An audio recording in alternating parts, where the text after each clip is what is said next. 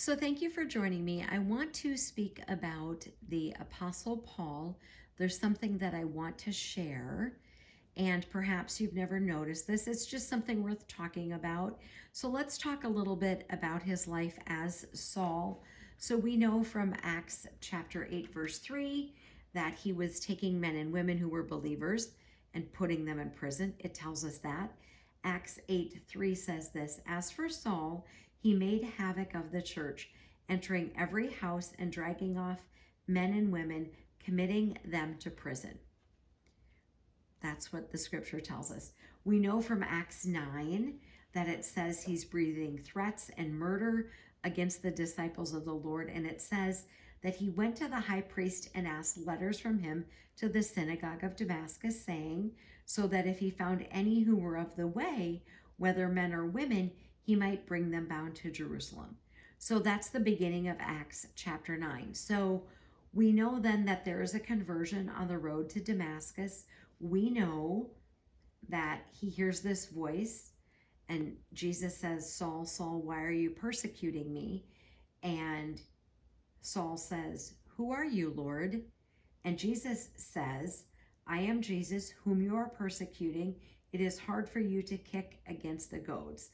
So Saul will get all of the information that he uses to go and preach later. He's going to get that directly from Jesus Christ. So we know that Saul will spend 3 days without sight.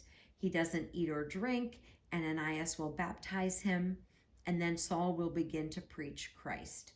And we've done a lot of videos on his life and all the things that he went through previously years ago, but the purpose of sharing that was to share this, because there are places in the New Testament where Paul speaks about it being his gospel, his story to tell, his preaching.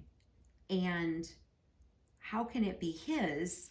Because he's not Jesus, but Jesus is the one who gave it to him.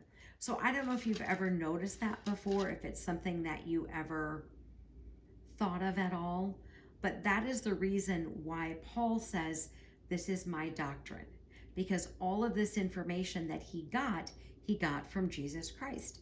So for example, in 2 Timothy 3 verse 10, here's what it says: but you have carefully followed my doctrine, manner of life, purpose, faith, long-suffering, love, perseverance, persecutions, afflictions, which happened to me at Antioch, at Iconium, at Lystra, what persecutions I endured, and out of them all of the Lord delivered me.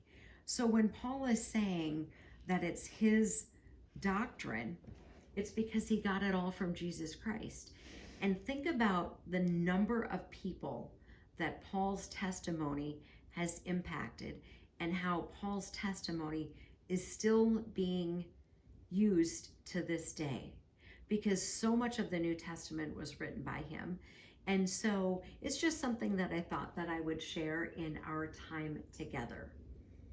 Armor up, we ride at dawn. May God bless you as always. Have a great day.